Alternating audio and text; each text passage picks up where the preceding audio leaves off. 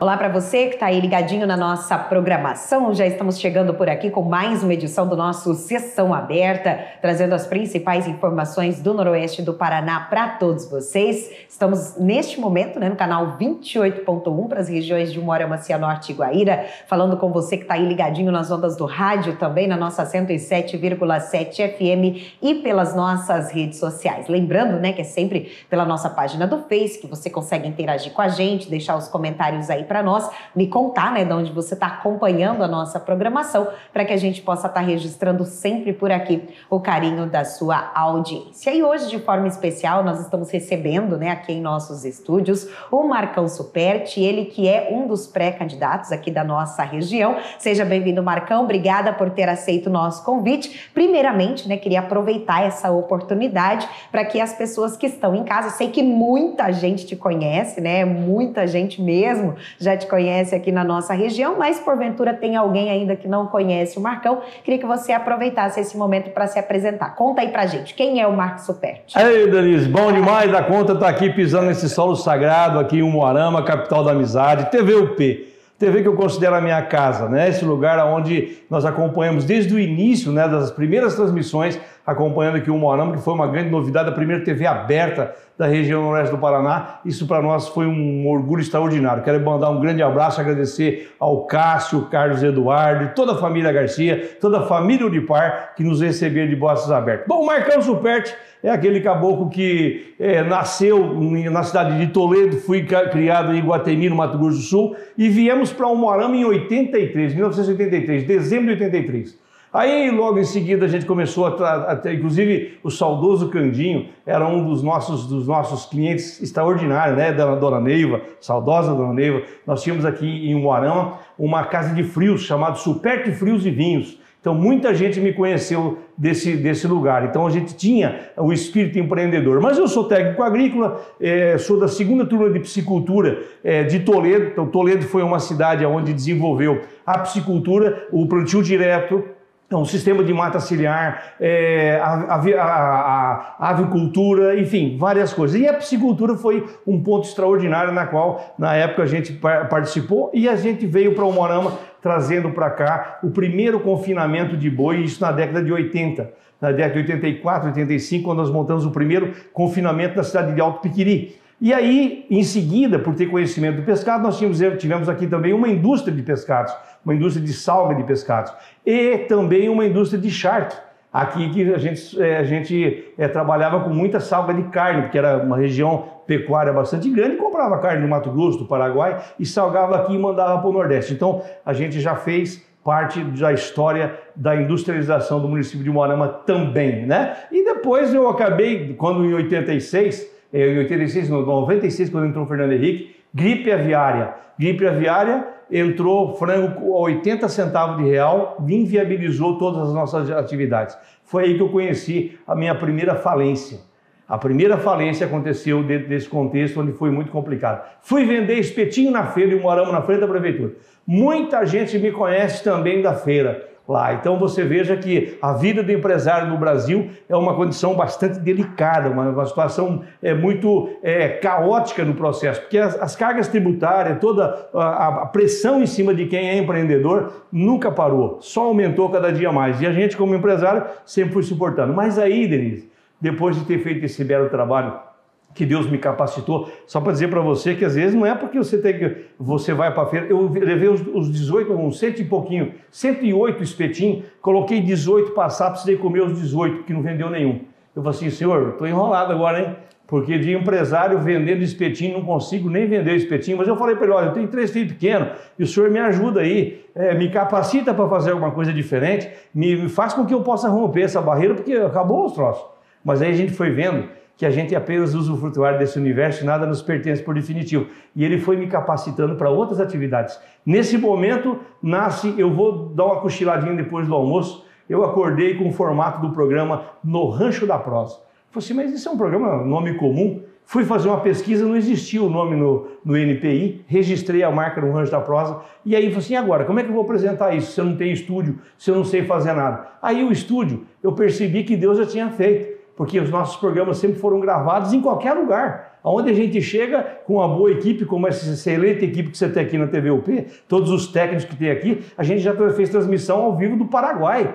Lá em Paloma, Catuetê, tudo com essa maravilha toda. Então, uma parte de mim, rapidamente, é isso. Então, a gente vem superando a cada dia todas as adversidades e vem entendendo que isso não é problema. Na realidade, quem gosta de problema sempre cresce, porque você resolve esse, vai resolvendo os outros que aparecem e um dia nós vamos ter que voltar para casa. O importante é que a gente deixe o maior legado possível para que as pessoas que vêm depois sigam isso, o exemplo e entendam que hoje é o grande dia, o grande das grandes transformações. E essa é um pouco da minha vida. Legal. E como que você iniciou a sua jornada na política? Bom, política é uma coisa que a gente já nasce com ela, né? Toda vez que você é empreendedor, que você é voluntário, que você participa da comunidade, você já está fazendo política. Você faz política na sua cidade, na sua casa, você sempre tá procurando liderar. E quando você entra num processo, por exemplo, de voluntariado, como eu fui presidente de pais e mestres da escola Isa Mesquita naquela época, meus filhos, depois que eu casei, minha realidade mudou. Então eu tenho filho pequeno, tenho que participar da vida deles. E aí quando a gente começou a participar mais assiduamente dos grupos, das discussões, das leis que estavam implantadas, eu nunca entrei de forma direta.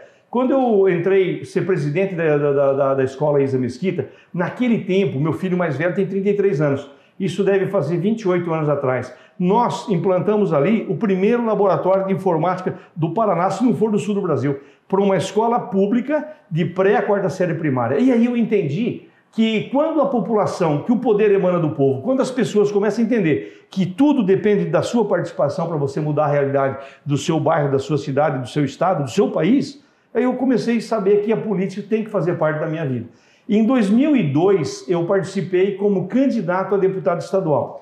Foi uma experiência, eu estava saindo da feira naquela época, nesse tempo eu nem tinha entrado ainda como apresentador de programa, que eu estava apresentando o 100% Caipira em rede nacional para a TV Evangelizar, até o dia 26, se não me falha a memória, do mês passado, que a gente teve que se descompatibilizar com isso. E então aí eu comecei a observar, e nesses 20 anos, vendo como tudo funciona, a gente percebe que o sistema não muda. O sistema não muda, as coisas são feitas para não funcionar, são feitas para não ter novas lideranças, são feitas para que hoje haja um travamento do processo. E esse ano, com essa gestão, com o Jair Messias Bolsonaro, nós percebemos com pandemia, isso ficou claro, ficou muito claro. Ficou claro porque foi um ano dos mais sórdidos que a gente pode ter notícia. Nos meus 56 anos eu nunca vi isso, nada parecido. A gente já passou por inflação de 45%, 46%, 50% de inflação ao mês. Você imagina naquela época que nós tínhamos a loja de frios, na década de 80 para 90, nós tínhamos uma inflação aí variou de 20% a 40%. Então você imagina, sabe o que você remarcar preço todo dia? Então as pessoas não têm notícia do que é isso. Uma questão de juros absurda. Bom, passando por tudo isso, a gente percebeu que nessa última gestão, com todas as catástrofes que aconteceram, a gente percebeu a inércia de um Senado, a gente percebeu a omissão de uma Câmara Federal, a gente percebeu o que prefeitos e vereadores e governadores fizeram, tiveram todo um refinanciamento para gastar de forma absurda. É que chegou a ter gente que comprou máscara em ferro velho, comprou respirador em casa de vinho. Então você viu que o Brasil é um país próspero. O brasileiro é um povo maravilhoso, um povo que tem no seu íntimo o patriotismo e a solidariedade. Isso me chamou a atenção, porque a gente verifica uma estrada boiadeira que só pelo fato de você fechar a torneira numa binacional de Itaipu, sobrou dinheiro inclusive para construir mais uma ponte do Brasil-Paraguai e a estrada boiadeira entregando mais um trecho. Então isso nos remete à obrigatoriedade para que a gente faça um trabalho diferente. Tanto é que a minha pauta principal no contexto é acabar com a reeleição no Brasil. Mas isso um deputado sozinho não faz. O Brasil inteiro tem que assinar um manifesto do Iapoque ao Chuí para que isso se torne realidade, para acabar com a reeleição de vereador a presidente da República e termos uma única eleição no país, uma única, de vereador a presidente da República. Porque você viu os bilhões que está sendo de novo jogado para uma questão eleitoral. Então veja que isso é um absurdo. Quando que a classe política vai trabalhar em benefício da população? Então você veja que é um sistema complicado. Uma eleição extremamente curta, 46 dias de campanha política. Nós vamos ter só 46 dias. Como é que você acha que a renovação vai acontecer se não tiver reforma política? se não mudar o sistema, porque nunca nós vamos ter novos líderes e novas pessoas representando você, a sua cidade, seu estado, seu município. E você é candidato por qual partido? Por que você escolheu esse partido e a qual cargo você estará com o seu nome à disposição? Bom, eu sou meio polêmico por natureza, não é que seja polêmico, eu não tenho muita trava naquilo que eu penso, eu defendo as minhas bandeiras, as minhas ideias. Eu estava presidente, eu comecei minha vida política como no PTB. Naquela época, José Carlos Martinez, inclusive o Martinez, o saudoso José Carlos Martinez, a última reunião política que ele fez, antes de acontecer aquele trágico acidente, foi aqui em Umuarama comigo, na época do saudoso Walter Sucupira, Aragão Filho e todos os demais companheiros que a gente tinha aqui naquele tempo. Então eu sempre gostei muito dessa situação e de lá para cá eu falei assim, não, eu quero saber mais desse troço, eu vou sair fora. Mas mesmo assim, quando na eleição passada, eu acabei entrando no Podemos, eu fui presidente do Podemos em Maringá, mas quando o senador Álvaro Dias estava falando para o processo ali, e o Sérgio Moro estava para vir para o partido, eu falei para ele o seguinte, eu não vou ficar. Se o Sérgio Moro entrar por uma porta, eu saio pela outra. Não tenho nada contra o Sérgio Moro, eu divido ele em duas áreas. Uma na época que ele era o ministro, que fez um grande trabalho para o Brasil, e agora com essas lambanças todas que ele vem aprontando.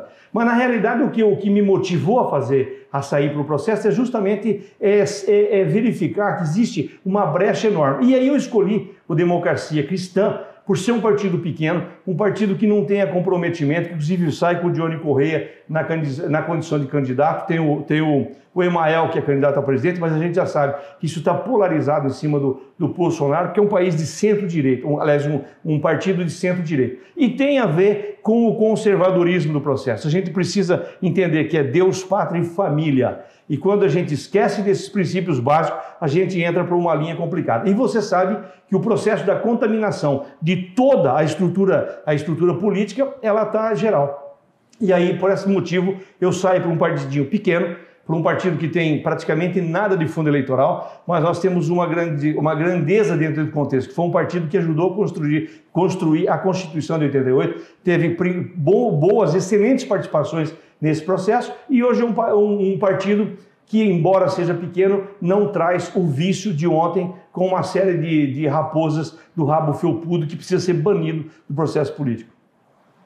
Sei que você falou um pouquinho, né, da sua vida pessoal, para as pessoas conhecerem um pouco mais do Marco Superti, mas queria que você citasse aqui para a gente alguns dos principais marcos dessa sua jornada, né, seja na sua profissão ou seja nesse seu estreitamento, né, na área política também. Olha, na verdade é o seguinte, a pandemia foi uma coisa que muitos pontos eu podia estar enumerando para você, nós vamos ficar aqui 2 horas falando sobre isso. Mas na realidade eu sempre acreditei que você está sendo preparado para dias melhores. E isso faz toda a diferença.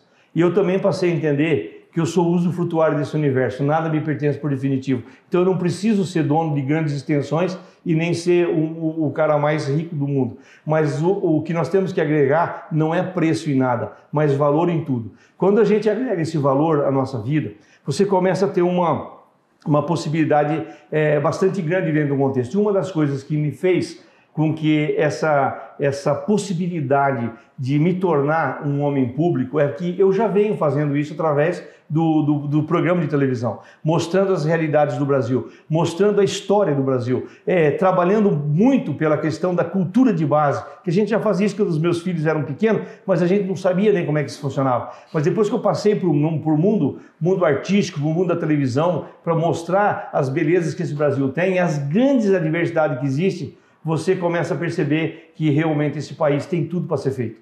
Nós somos um país que é um verdadeiro Eldorado, mas lamentavelmente está canalizado em um processo político e transferindo um medo excessivo para as pessoas, não encorajando ninguém a ser empreendedor, não educando adequadamente as nossas crianças e sim tentando disciplinar, tentando fazer uma doutrinação dentro do processo. Isso é uma coisa que eu nunca achei interessante, porque quando a gente investe na cultura de base, automaticamente você tira as pessoas da vida que levam. E isso me levou a estudar sobre a mecânica quântica. Isso me levou a estudar sobre radiestesia, a radiestesia radiônica, quantiônica, modulação quântica. Eu comecei a entender que na nossa vida tudo é uma questão de uma grande onda. E tudo é um processo energético. Você está me enxergando agora porque você está no canal 28.1, né?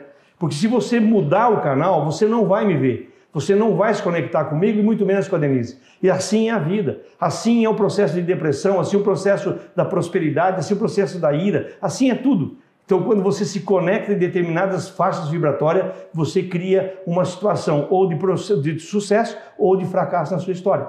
E esse é um dos trabalhos na qual eu vou trabalhar muito para que seja possível a implantação das medicinas integrativas e alternativas. A gente precisa levar para as pessoas o conhecimento para dizer que você é a imagem e semelhança do Criador e você tem a centelha divina, você é uma onda, você pode estudar sobre a dupla fenda, entender como funciona isso. E aí, Deus me usou dentro desse contexto, me capacitou para fazer um trabalho, para ajustar formulações de defensivos agrícolas, de produto antifogo, inclusive está sendo testado nesse exato momento, essa semana, em Goiás, um produto revolucionário que vai para o mundo todo, porque é para acabar com as chamas, inclusive de canaviais. Um trabalho extraordinário. Eu não sou químico e não sou agrônomo, mas automaticamente aprendi a trabalhar com a sensibilidade da energia, onde a gente utiliza alguns gráficos radiestésicos, e isso faz com que essa possibilidade de mudar a nossa frequência altera completamente o nosso quadro. E isso melhora a nossa condição de ser humano como um todo, melhora, nos capacita para ser pessoas melhores a cada dia e entender que hoje é o grande dia das reformas. Hoje é o início do resto dos dias que falta para viver. Então não adianta você trazer o lixão do passado e nem ficar ansioso com o futuro que nunca chegou. Mas se você ter a simplicidade de entender a grandiosidade que você tem no dia de hoje, a nossa vida vai ser muito melhor amanhã. Então isso me motiva a levar a minha experiência, a dizer para as pessoas, mudem, mas façam uma mudança, não fiquem nas mesmices, porque continuar no mesmo ritmo, a gente já sabe que não vai dar em nada. Porque a maior sandice é achar que as coisas vão mudar na sua vida se você não começar a prestar atenção nos acontecimentos agora, no hoje. Esse é o grande presente que Deus nos dá. Faça agora. Eu ia entrar justo no mérito de te perguntar como deve ser o seu trabalho, né? Se você for eleito, como que você deve conduzir esse trabalho? Bom, levando em consideração, que eu já falei no começo que eu sou apenas usufrutuário disso, nada me pertence por definitivo. Eu acho que jamais um deputado vai fazer um bom trabalho se não tiver uma grande equipe, se não tiver você do outro lado se responsabilizando junto, você mudando, dizendo como tem que ser feito.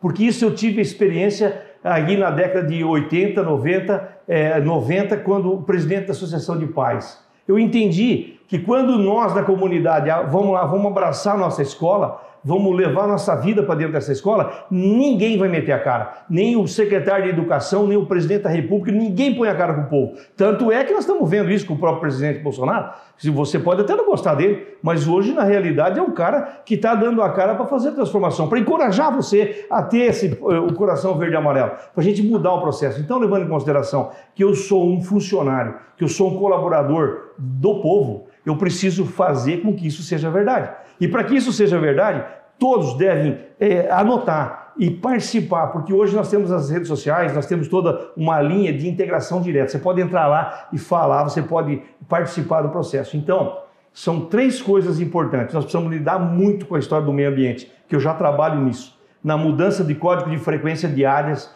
de produto de semente e animais. É algo fantástico. Que as escolas de medicina veterinária tinham que aprender, que as escolas de medicina tinham que aprender, farmácia, psicologia, tinham que entender quanto é mágico o mundo das energias. Isso é fundamental. Então, o meio ambiente, que é uma coisa que, inclusive, aqui no estado do Paraná é vergonhoso, que nós estamos vendo que deputados assinaram para trazer lixo de outros estados para colocar dentro do estado, que é uma polêmica isso aí, que os deputados indeferiram lá, quebraram o veto do governador, mas isso é uma questão que vai dar muito pano para manga, porque nós temos aqui em Umuarama a cidade que lançou o primeiro usina de desidratação e reciclagem de lixo, que nunca foi para frente, porque teve um monte de entraves burocráticos no processo. Então, o meio ambiente para nós é uma questão que realmente vai fazer muita diferença, porque o grande poluidor nunca foi o campo, não é do desmatamento, isso é mentira. porque na realidade ninguém fala de quanto esse país se refloresta.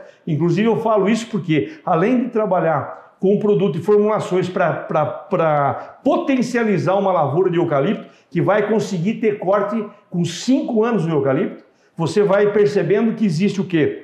A reflorestamento, mata ciliar, uma série de fatores, mas as cidades hoje não sabem e não destinam o lixo corretamente. Então, para mim, o meio ambiente é um assunto sério, nós vamos ter que trabalhar muito sobre isso. Segundo ponto importante, a questão da medicina integrativa. Essa questão que eu estou falando de radiestesia radiônica, acupuntura como terapia, série de outras modalidades importantes que vai prevenir com que a pessoa tenha que ir para um centro cirúrgico.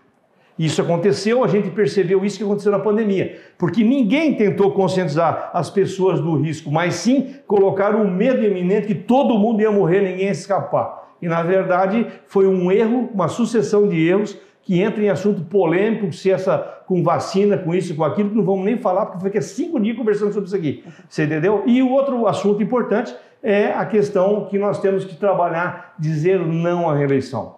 Você quer ajudar o teu país? Ajude a assinar o manifesto para que não haja reeleição no Brasil a partir de 2023. Nós precisamos acabar com isso, porque senão nós não vamos abrir novas oportunidades para que outros líderes, para que novas lideranças e esses homens de bem que estão aí, os empresários, as pessoas que podem opinar, isso nos preocupa demais. Não é a atitude dos ruins, dos maus e dos corruptos que preocupa. O que preocupa é a inércia, que é a procrastinação das pessoas de bem, que às vezes acham que não é para mim, política não é para gente séria. Não é para gente séria, só que você abre mão do seu direito, quando você menos espera, você paga a conta, porque quem não é sério vai fazer você cumprir com as vontades dele por 4, por 5, por 10, por 50 anos, como eu estou aqui, acompanhando muita coisa com poucas evoluções. Sei que você já entrou um pouquinho nisso, né? De falar aí diretamente com o seu eleitor, mas nesse momento, né, onde a política anda muito desacreditada, né? Muita gente que às vezes pensa em nem comparecer às urnas para exercer realmente seu papel de cidadão, para ir lá votar, escolher os seus representantes. Então, qual é a mensagem que você pode deixar para o seu eleitorado? Denise, se tem um pecado que é imperdoável, é a procrastinação e é o ato de você achar que o problema não é seu. Você é exemplar único na face da terra. Você é a imagem semelhante do Criador. Quando você teve a oportunidade para habitar, para voltar no retorno aqui, seja para ficar 20, 30, 40, 100 anos, não importa, você veio aqui com uma missão. Você veio aqui para lapidar a pedra bruta. Você não veio aqui para agregar nada. Eu sempre falo que nós estamos num grande resort. É como você vai para um resort, você chega lá, vai receber uma identificação e o atendente fala para você, ó, nós temos 20 restaurantes, nós temos aqui piscina, nós temos tudo à sua disposição. E você pode utilizar do que você bem entender. Mas se você quiser ficar lá no blackout, lá no seu quarto, no ar-condicionado, você também pode, não está proibido, já está pago a conta. Você não vai precisar se preocupar, só que tem um detalhe. Você só vai poder utilizar isso aqui. Você não vai poder levar isso aqui embora. Nada do que está aqui você vai poder levar. Assim é nós no plano da matéria. Você pode atravessar o globo terrestre inteiro. Você pode fazer uma viagem em todo o planeta. Só que tem que entender uma coisa. Nunca Deus te pediu para você fazer nada do básico. Os rios estavam prontos, os pássaros estavam aí, a natureza normal, o ar está respondendo adequadamente e você simplesmente é um usufrutuário disso tudo. Então eu quero dizer para você que não adianta a gente terceirizar o problema. Dá uma olhada no que aconteceu com o Chile, dá uma olhada no que aconteceu com a Colômbia, veja o que aconteceu com a Argentina. Foram exatamente os omissos, foram exatamente as pessoas que dizem que não gostam de política, que lhe lavaram as mãos. Você pega a história da própria de Jesus Cristo. Ó, lavou as mãos e entregou o Salvador para a mão de quem não precisava. Então isso é o trabalho que nós temos que fazer. O presidente está chamando todo mundo, venha, faça, assuma a sua parte. Passe a gostar de política, porque se você terceirizar esse processo é complicado. É a mesma coisa que você sentar dentro de um táxi, dentro de um Uber, não porque já está dando o trajeto, mas você senta num táxi, o taxista fala assim, para onde você vai? Vai para qualquer lugar, para onde você quiser me levar. Não tem problema, não estou preocupado, só quero pagar a corrida. Justifica uma situação dessa? Então, gente, o assunto é sério, mas eu quero dizer para você que eu estou aqui sim à disposição para contar a minha história, para dizer o que a gente já passa e principalmente para defender os empresários, os geradores de emprego e renda desse país. Porque essa é a nossa verdadeira missão, essa é a nossa verdadeiro legado dentro do contexto. Porque se a gente acudir o departamento produtivo, fazer as reformas que precisa e ajudar as nossas crianças a vir não doutrinadas, mas sim aberta e receptivo para um processo, entender mais da espiritualidade do que religiosidade, você pode ter certeza que o campo fica muito mais fácil, nós vamos entender muito mais a palavra de Deus e nós vamos ser um povo muito mais próximo. Vale lembrar que o mundo mudou a sua frequência. Vale lembrar que você está vendo tudo que não presta da política separado, o joio do trigo. E ainda sobra uma outra parte que precisa ser lapidada, precisa ser melhorada, mas está aí à sua disposição. E você tem a grande arma na mão, que não precisa de porta, não precisa de nada, que é o seu título de eleitor, a sua inteligência e o seu comprometimento com esse país de hoje e daqui para frente, para o resto dos seus dias. Porque você precisa entender, se você não gosta de política, você tem que entender que você tem filho, que você tem neto, que você tem família e vem uma geração aí atrás. As atitudes de hoje vão dar com certeza a responsabilidade do amanhã. Tá certo, Marco. Obrigada mais uma vez por você ter vindo aqui, ter aceito o nosso convite, né? E boa sorte aí para você nessa nova empreitada. Ei, mas eu fico feliz de estar conversando com todos vocês. Um grande beijo, que Deus os abençoe e os proteja. E, Denise, eu estou muito feliz por estar aqui pisando nesse solo sagrado. Isso aqui para mim é um templo, você pode ter certeza, porque eu considero a TVUP, considero o Moarama a minha casa, aqui onde realmente as grandes dificuldades que eu tive, eu passei aqui, mas as grandes felicidades também foram aqui. Aqui eu me casei, aqui eu tive os meus 3 filhos, aqui eu tenho muitos amigos e aqui hoje eu estou à disposição de dizer que estou na Democracia Cristã, o mesmo partido do prefeito Hermes Pimentel, que está fazendo um belo trabalho, e nós vamos estar aí pedindo aí a compreensão de todos para que você preste atenção. Se você acha que a gente tem possibilidade de acompanhar esse processo, com certeza você será bem-vindo a esse time, fazendo parte desse grande grupo, porque a gente possa escrever uma nova página para o Brasil, tá bom? Beijo, muito obrigado e olha, o assunto é sério, tá bom? Preste muita atenção em todas as movimentações e veja aí que realmente qual foi o histórico desse povo, o que fizeram e o que pretendem fazer daqui para frente, porque é a nossa vida, é o nosso país, é o nosso estado, é a nossa querida bela capital da amizade que está pedindo muita responsabilidade nesse momento. Um abraço, Marco. Obrigada mais uma vez. Nós vamos encerrando por aqui mais uma edição do nosso Sessão Aberta, agradecendo a você pelo carinho da sua companhia, da sua audiência e sempre aproveita, claro, a oportunidade para te convidar para continuar acompanhando a nossa programação, isso porque logo mais a gente retorna com outras informações do Noroeste do Paraná para todos vocês. Fiquem ligados.